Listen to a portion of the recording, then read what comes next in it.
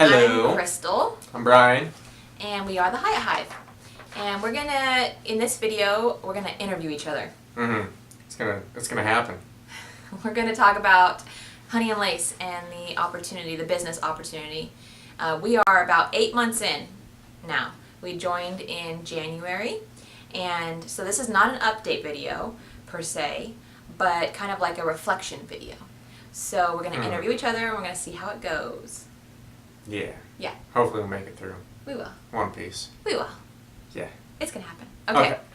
You wanna go first? Yeah. Alright. Okay, so what made you choose joining Honey and Lace? So I said the short answer is the clothes, right? They're super cute and super affordable. And then I also saw a ground floor opportunity in Honey and Lace. I loved the fact that it was a small company, still is, really. And I know that for me personally, since at a young age, I thrive in kind of communities that are a little bit smaller. I don't mind if they grow, but I like to get to know people on sort of a one-to-one basis. And so when I knew that I was going to be one of only like 300 consultants, I thought that was awesome because I would be able to form, relationships and friendships with my team members and even people who aren't, other IACs who aren't on our team.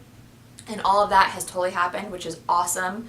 There are some really, really cool people in the Honey and Lace world. I will tell you that. And I'm excited to see a lot of them at convention and have some fun.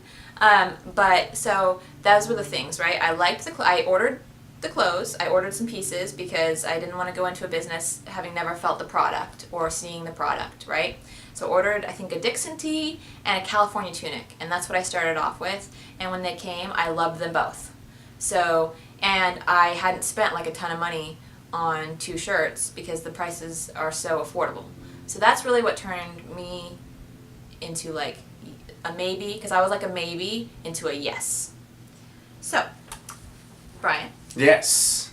What made you choose Honey and Lace? Well, my wife, she liked the clothes and she liked the company. And when she likes both those things, I tend to go with what she likes. But for me personally, I saw an opportunity to join a company at a ground floor level where there's nowhere to go but up and grow with the company. I was a business student in college, and it just made sense for me to join a company that was starting out where the possibilities really could be endless. So there's always a risk joining a company, especially one that's so young and small. But for me, it was just, there's nothing but positives that could come from it. So that's what I liked about joining with Honey and Lace. Okay. What's next here? If someone was thinking of joining Honey and Lace, what would you recommend they do before signing up? So this is what I thought about for this question. I would recommend that you evaluate your goals for this business, and then you weigh those again, because here's coming my realism, right? Here it comes. And you weigh those against the amount of time that you have to put into the business, okay? So if you want to do it as a part-time gig, cool. More power to you. Are you going to be selling 100 items a day if you're doing it as a part-time gig? I don't know. Probably not. Maybe, but probably not. I think it's really important to analyze before you decide to join Honey and Lace or any other business, or even before you decide to start your own small business, is really think about how much time you have to dedicate to it, and then based off of that, then set your goals. So that's what I would say. Yeah. Okay. Yeah. So if someone is thinking of joining Honey and Lace, what do you recommend they do before signing up? Talk to different people who are in the business. Make sure you sign up with somebody that you respect, that you know is going to respect you and not look at you as just a number. Because once you sign up, you're stuck with that person for the life of your business within Honey and Lace. So make sure you get along with your upline and that they are people of integrity and that they will treat you the way you need to be treated. They'll give you all the tools necessary for success. They're not going to exploit you in any way. And they will be there for you whenever you need it and give you all the advice, the tools, and support that is needed. They're not going to sugarcoat anything, and they're just going to be completely genuinely honest. So that's what I would recommend. Shop around. Shop around, yeah, talk to people. Talk to more than just one person. Don't be so damn eager to get in. So give me the contract. I want to start now. I mean, excitement and eagerness is It's good. But you're making business decisions, and that's the thing, right? You're starting a business. You need to make business decisions that are probably less emotional and more fact-based, hopefully. I mean, maybe not. If maybe not. But I would agree with Brian and say that definitely just have a conversation. Just talk to a couple different, current IACs, and whoever you mesh with and who you feel like is going to be a good support system, go with that person. Yeah, but definitely if they're not asking questions about you and if they're wanting to know who you are, it's probably not a good thing. Yeah. Probably not. It might be, but it's It probably could be, not. but I mean, ask questions, have that conversation, and know what you're make getting sure into. it goes both ways. So I would hope that your sponsor or upline wants to get to know you, and that you want to get to know them, because it will be a working relationship. It could be more, it could be a friendship, but it will at least be a working relationship for the duration of Your business. So I think it's important, you can get someone to give you the contract. Yes, you can. It's not that hard to get someone to give you the contract. But it goes back to just maybe having a conversation with that person or people and making sure that they're a good fit for you. Yeah. What do you know now that you wish you knew when you got started? I'd never owned any kind of business before or really ran one that I owned.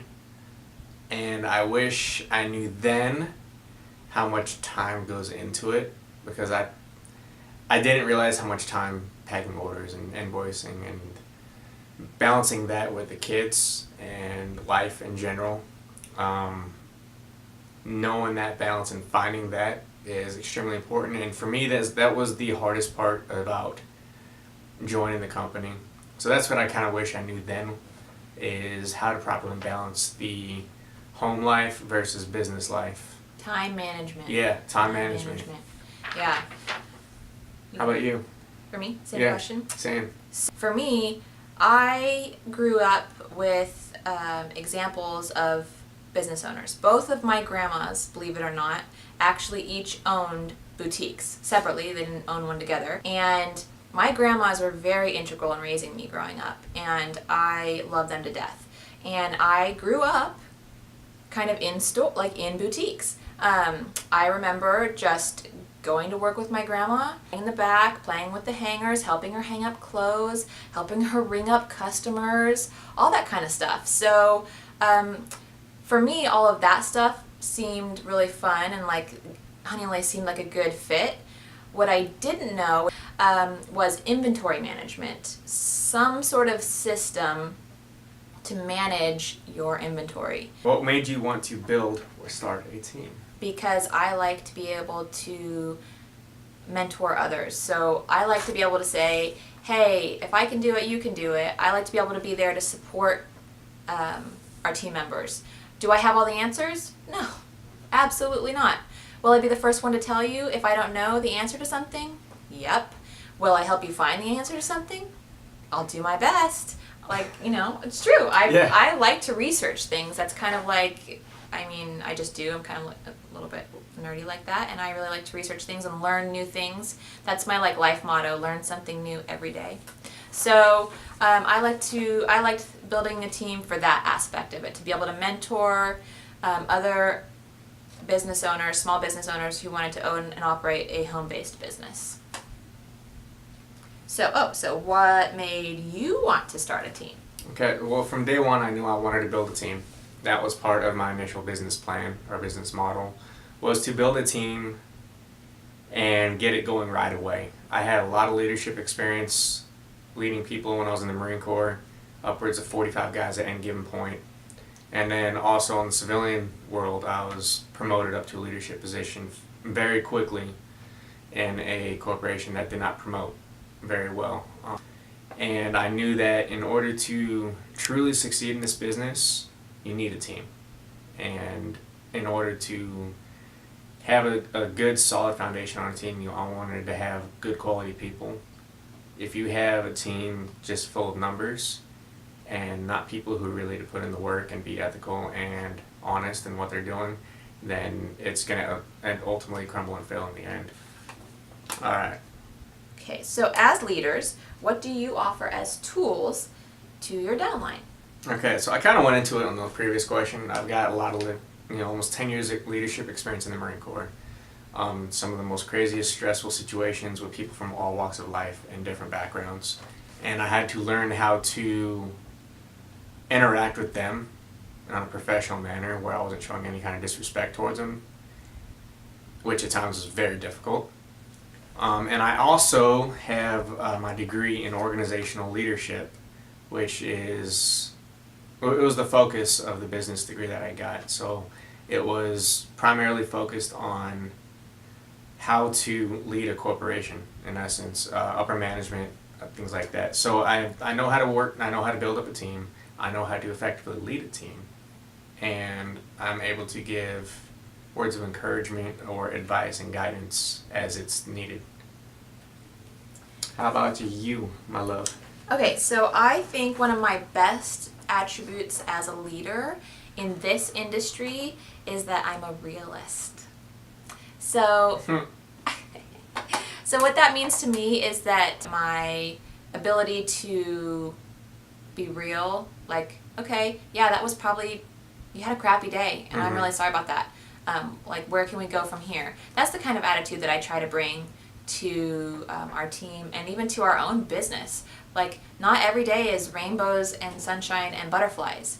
And I understand that negativity breeds negativity, so that's not what I'm talking about. But I'm also really understanding that people need to vent, and that if you're having a bad day, sometimes all you need is an ear.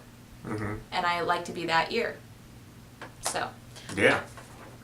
So, what is it like being an IAC? All right, for me it's different because I'm a guy. Okay, when I joined there was one other guy at the time. Okay. Yeah. Maybe a couple other guys at the most. So I'm definitely the minority in the group, I would say, but it's given me the opportunity to stay home with my kids, to be the one that is actively raising my children, and I'm not paying somebody else to do it for me.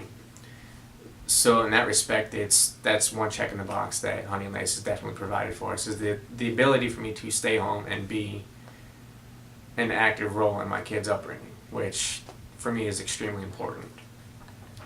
Yeah. What is it like being an IAC? Okay, so it's fun. The clothes are really cute. The struggle is real. Okay, it is. You'll hear consultants say that, but that's because it's the honest truth. You get your box of inventory and things that are in your size, it's hard not to keep them all. It's very easy for me. It's a wonderful community, which we've touched on. We've made some really good friends through Honey and Lace. Met some awesome people. We run our business kind of as a family business, so we let the girls help out. So even in terms of like growing as a family, in terms of what does, that look like, running a family business out of our home. So I think it's kind of cool because the challenges that you face will ultimately lead to personal growth.